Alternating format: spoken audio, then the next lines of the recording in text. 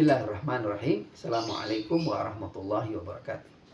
Alhamdulillah wassalatu wassalamu ala Rasulillah wa ala ahli baitihi thayyibin tahirin. Pemirsa Safina TV yang dimuliakan Allah Subhanahu wa taala. Kita bersyukur pada Allah Subhanahu wa taala di bulan suci Ramadan ini kita diberikan berbagai anugerah, di antaranya sehat. Ini adalah nikmat besar dari Allah Subhanahu wa taala sehingga kita bisa menjalankan ibadah puasa ini. Semoga ibadah puasa yang kita jalankan adalah ibadah puasa yang sesuai dengan apa yang diinginkan oleh baginda Rasulullah Shallallahu Alaihi Wasallam. Pemirsa Safina TV yang dimuliakan Allah, pada kesempatan mulia ini saya ingin membahas tentang cucunda Rasulullah Shallallahu Alaihi Wasallam. Kita tahu Rasulullah memiliki cucu. Yang ingin saya bahas di sini adalah Sayyidina Hasan atau Imam Hasan. Beliau adalah cucu pertama Rasulullah Shallallahu Alaihi Wasallam. Beliau hidup bersama Rasulullah. Beliau diasuh oleh Rasulullah. Bahkan dari mulai sejak lahir beliau disambut oleh Rasulullah. Riwayat menggambarkan ketika Rasulullah tahu bahwa putrinya Siti Fatimah melahirkan anak, beliau datang, beliau menyambut, beliau menggendong, beliau mengazani dan di telinga kanan dan membacakan iqamah di telinga kiri. Kemudian beliau memberi nama Hasan yang ada adalah nama dari baginda Rasulullah. Tentunya ketika Rasulullah memberikan nama itu tidak lepas dari perintah Allah Subhanahu wa taala. Karena tidak ada yang beliau lakukan, tidak ada kata yang beliau ucapkan melainkan perintah dari Allah Subhanahu wa taala.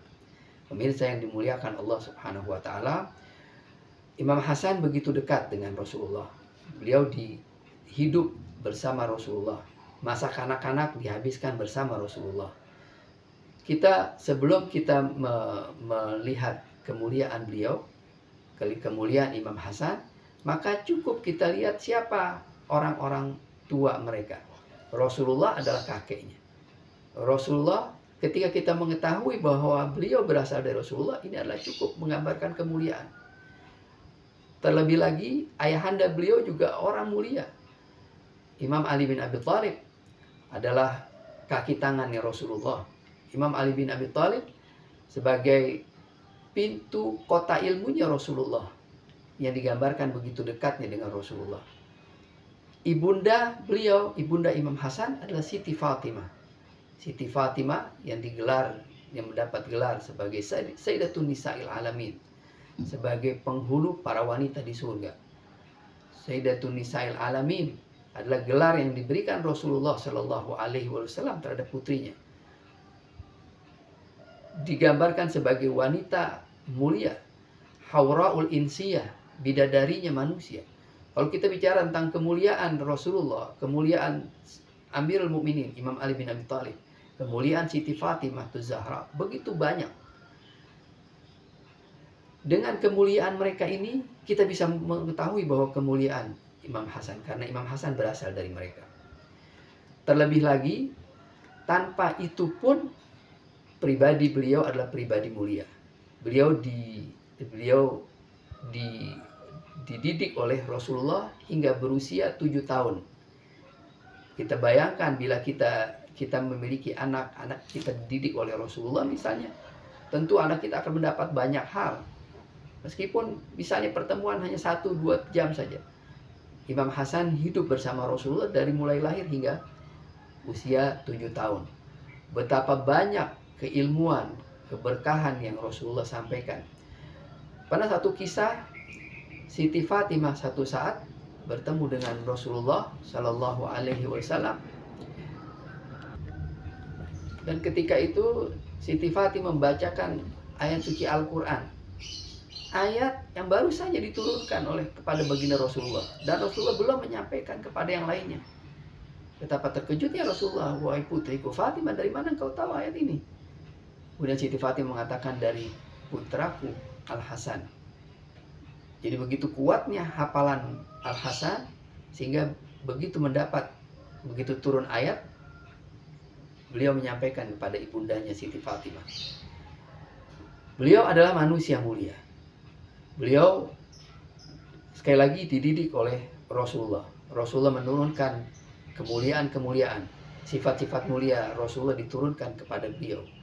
Keilmuan, kecerdasan, ibadah, keberanian, keterampilan, kepedulian terhadap sesama, kesabaran, wara, ketakwaan, keimanan yang tinggi. Itu Rasulullah turunkan kepada beliau. Memang Rasulullah tidak memiliki sejarah menyebutkan Rasul tidak memiliki seorang putra yang meneruskan keturunan beliau. Beliau atau keturunan beliau semua berasal dari putrinya, itu Siti Fatimah Zahra alaihissalam. Sehingga terkadang menimbulkan masalah di kalangan orang-orang yang membenci Rasulullah. Orang-orang kafir acap kali mengejek Rasulullah dan mengatakan Rasulullah dengan sebutan Al-Abtar, sebagai seorang yang tidak memiliki keturunan, tidak memiliki keturunan laki-laki. Dan waktu itu seorang yang tidak memiliki anak laki-laki atau keturunan laki-laki adalah suatu yang aib.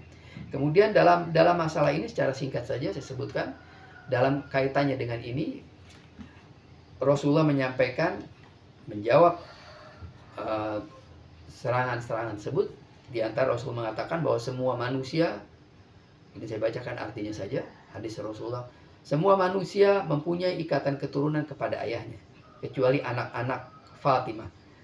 Maka kepadakulah bersambung ikatan keturunan mereka, dan akulah ayah-ayah mereka.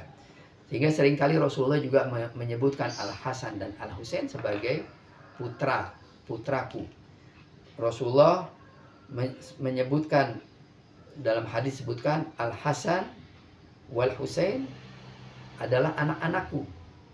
Atas dasar ini juga Imam Ali beberapa kali berkata kepada putra-putranya yang lain, karena Imam Ali bin Abi Thalib selain beristrikan kepada Siti Fatimah juga memiliki istri-istri lain dan memiliki keturunan dari yang lain. Imam Ali berapa kali mengatakan kepada yang lainnya bahwa kalian, kepada anak-anak Imam Ali dari istri yang lain, bahwa kalian adalah anak-anakku, sementara Al-Hasan dan Al-Husain adalah anak-anaknya Rasulullah Shallallahu Alaihi Wasallam. Al-Hasan atau Imam Hasan begitu dekat hubungannya dengan Rasulullah, sekali lagi, sehingga berbagai kemuliaan yang dimiliki oleh Rasulullah turun kepada beliau.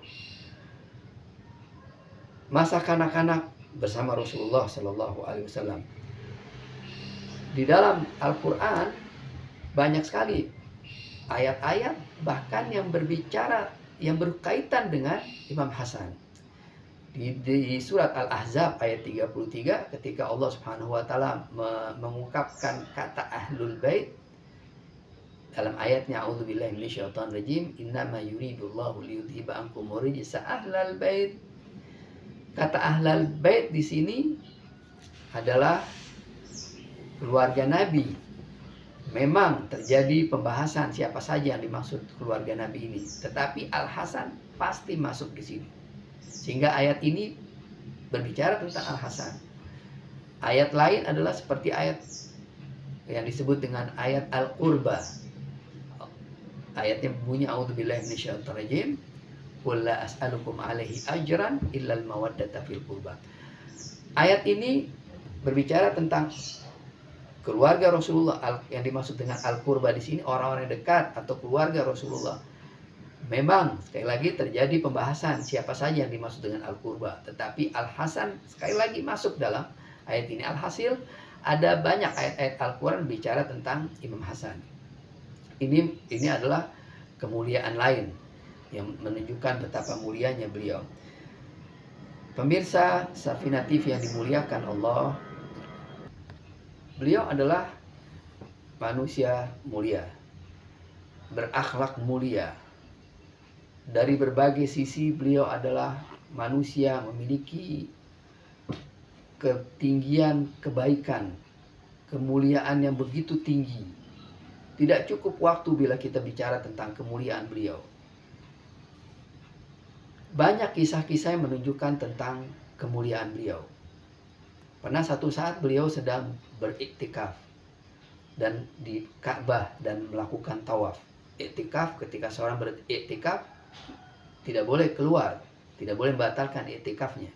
Satu saat ada seorang datang menemui beliau dengan tergopoh-gopoh memanggil, wahai putra Rasulullah, kami orang ini minta bantuan bahwa dia terlilit hutang. Kemudian Imam Hasan mengatakan, aku tidak memiliki uang, tidak membawa uang waktu itu. Kemudian orang itu mengatakan bahwa kalau aku tidak bisa menyelesaikan hutangku, aku akan dipenjara. Kemudian begitu mendengar kalimat ini, Imam Hasan segera keluar dari Masjidil Haram. Para sahabat yang waktu itu menyaksikan memanggil beliau, wahai putra Rasulullah, bukankah engkau sedang beriktikaf? Imam Hasan mengatakan bahwa aku mendengar dari kakekku Rasulullah bahwa menolong orang mukmin pahalanya begitu besar. Alhasil yang digambarkan dari kisah singkat ini bagaimana kepedulian beliau untuk menolong orang.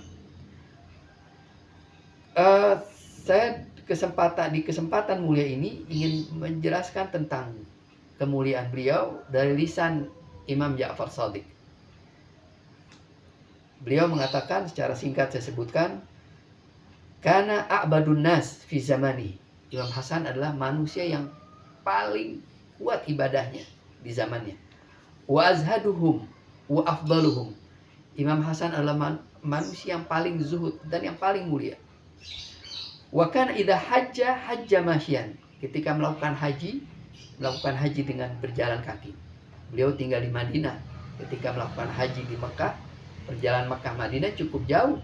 Kita saja ketika kita melakukan haji pergi Mekah Madinah atau Madinah Mekah, perjalanan cukup melelahkan meskipun kita menaiki kendaraan. Apabila beliau disebutkan tentang kematian, ada orang bicara tentang kematian, beliau menangis. Wa idza dzukiral qabru baka.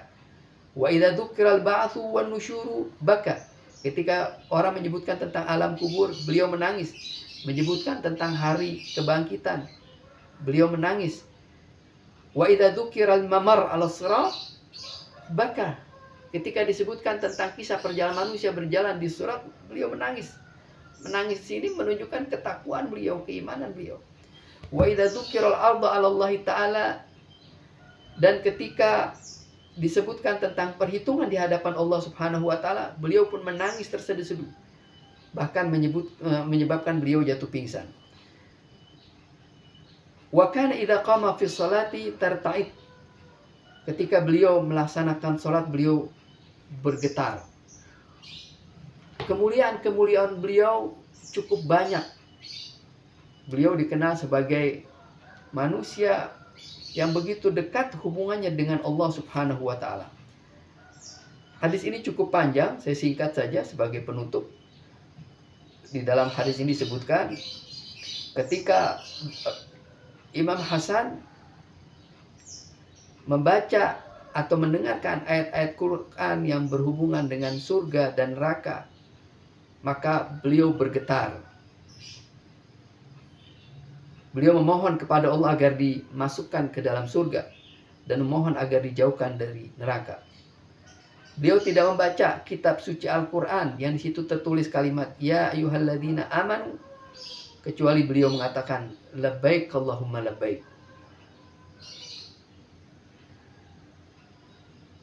Tidak digambarkan dalam keseharian beliau, melainkan beliau penuhi dengan zikir kepada Allah Subhanahu wa taala. Beliau adalah manusia mulia. Sayangnya waktu begitu singkat sehingga tidak mungkin saya bisa menjelaskan tentang kemuliaan beliau.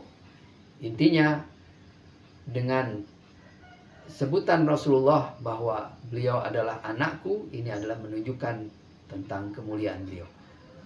Itu saja mungkin yang bisa saya sampaikan. Wabillahi taufiq wal hidayah. Assalamualaikum warahmatullahi wabarakatuh.